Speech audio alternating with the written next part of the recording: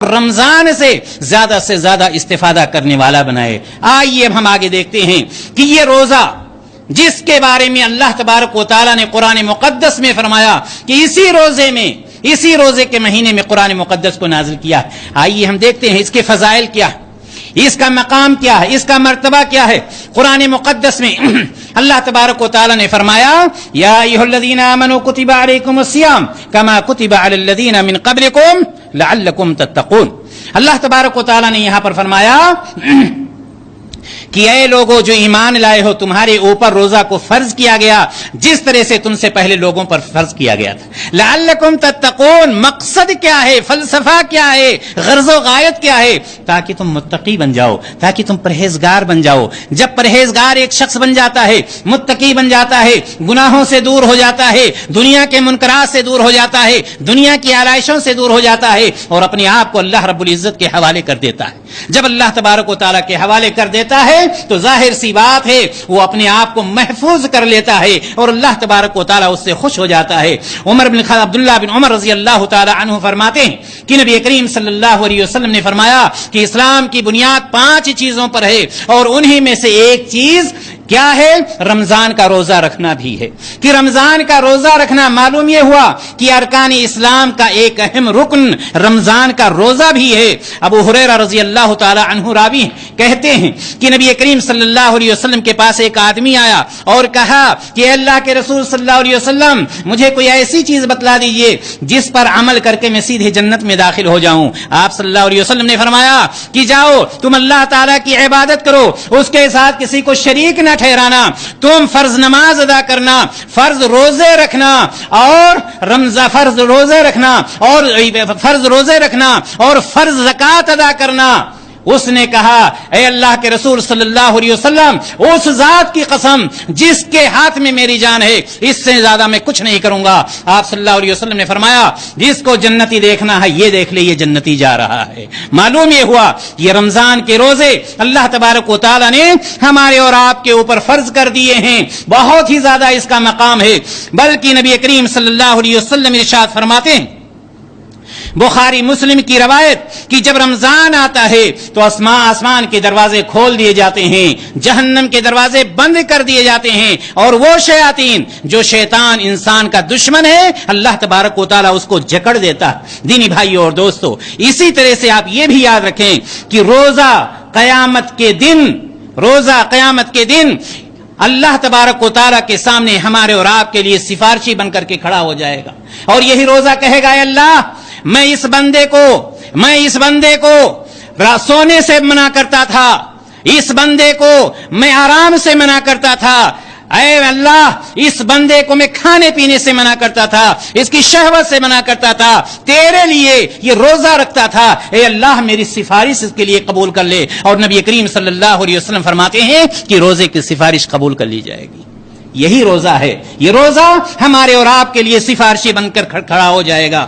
ابو ہریرہ رضی اللہ تعالیٰ عنہ سے ایک روایت اور آتی ہے کہ جس میں نبی کریم صلی اللہ علیہ وسلم نے فرمایا کہ اللہ تبارک و تعالیٰ فرماتا ہے کہ ابن آدم کا ہر عمل اس کے لیے ہے سوائے روزہ کے۔ روزہ یہ بندہ میرے لیے رکھتا ہے، میں اس کی جزا دوں گا۔ مبارکباد کا مستحق ہے وہ شخص جس کے لیے اللہ تبارک و تعالیٰ کہتا ہے یہ بندہ میرے لیے روزہ رکھتا ہے، میں اس کی جزا دوں گا۔ وجہ کیا ہے میرے بھائی اور دوستو؟ وجہ یہ ہے کہ ایک شخص باہر کھائے پیے نہ کھائے پیے کوئی فرق نہیں ہے، لیکن اگر وہ اپنے گھر میں کھاتا ہے یا پیتا ہے یا نہیں کھاتا ہے کوئی نہیں جان سکتا۔ دھوپ ہوتی ہے، پیاس لگی ہوتی ہے، ساری چیزیں ہوتی ہیں، لیکن وہ اللہ تعالیٰ کے خوف سے بند کمرے میں ہے، تنہا ہے، کوئی دوسرا دیکھنے والا نہیں ہے، لیکن وہ جب کلی بھی کرتا ہے تو سوچتا ہے کہیں ایسا نہ ہو حلق سے پانی نیچے چلا جائے۔ اللہ تبارک و تعالیٰ کو اس کی یہ عادہ اتنی پسند آتی ہے، اللہ تعالیٰ کہتا ہے یہ بندہ روزہ میرے لیے رکھ رہا ہے، میں ہی اس کو جزا دوں گا۔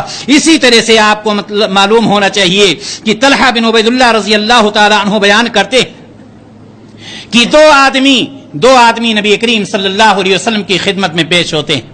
دونوں آدمی آتے ہیں اور نبی کریم صلی اللہ علیہ وسلم سے بیان کرتے ہیں کہ میں اسلام میں داخل ہونا چاہتا ہوں۔ دونوں اسلام میں بیک وقت داخل ہوتے ہیں. ایک بندہ جو ہوتا ہے نماز کا بہت پابند ہوتا ہے, بہت ہی زیادہ شریعت کا پابند ہوتا ہے, دو کے دونوں پابند ہیں, لیکن ایک میں عبادت کی زیادہ شوق اس کے اندر ہوتا ہے اور وہ بندہ شہید بھی ہو جاتا ہے. دوسرا بندہ جو ہوتا ہے جس نے ساتھ میں اسلام قبول کیا تھا, 1 سال کے بعد اس کی وفات ہوتی ہے. طلحہ بن عبید اللہ رضی اللہ تعالی عنہ کہتے ہیں میں نے خواب میں دیکھا کہ یہ بعد میں مرنے والا شخص جو اپنی موت مرا ہے, جو شہید نہیں ہوا ہے, اس شخص سے پہلے جنت میں جا رہا ہے جو شہید ہو کر کے مرا تھا. لوگ صبح باتیں کرنے لگتے ہیں. نبی کائنات نے فرمایا کہ تم لوگ کیا باتیں کر رہے ہو, کیا تم نے یہ نہیں دیکھا کہ وہ شخص اس سے 1 سال بعد اس کی موت ہوئی ہے, اس نے نمازیں پڑھی, اس نے رمضان کے روزے رکھے. جنت میں ان دونوں کے درمیان اتنا فاصلہ ہے جتنا فاصلہ زمین اور آسمان کے درمیان. میرے بھائی اور دوست, غور کرنے کا مقام ہے کس چیز نے فوقیت دی, کس چیز نے اس کو فضیلت دی. 1 سال کا روزہ وہ زیادہ رکھا تھا, 1 سال میں جو رمضان کا روزہ آیا اس نے زیادہ رکھا, جس کی وجہ سے نبی کائنات فرما رہے ہیں جنت میں دونوں کے درمیان اتنا فاصلہ ہے. ہم اور آپ اندازہ لگائیں پچھلے سال رمضان میں کتنے لوگ موجود تھے, آج کی تاریخ میں وہ نہیں ہیں.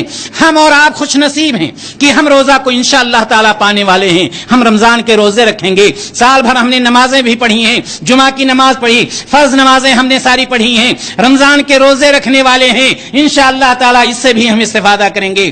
یقیناً اللہ تبارک و تعالی ہمارے اور آپ کے اوپر مہربان ہے, جس کی وجہ سے ہمیں اور آپ کو یہ چاہیے کہ یہ مبارک مہینہ جو ہمارے اور آپ کے اوپر سایہ فگن ہونے والا ہے, اس مبارک مہینے سے ہم زیادہ سے زیادہ استفادہ کریں, چونکہ اللہ تبارک و تعالی نے ہمارے اور آپ کے اوپر رحم فرمایا ہے.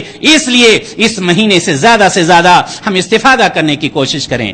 آئیے ہم اور آپ دیکھتے ہیں رمضان المبارک کے فضائل ہم نے جان لیے, روزے کے فضائل ہم نے جان لیے, لیکن مسائل کو بھی جاننا بہت ضروری ہے. آئیے ہم اب دیکھتے ہیں نیت, سحری اور افطاری کے بارے میں بہت اختصار کے ساتھ مسائل جن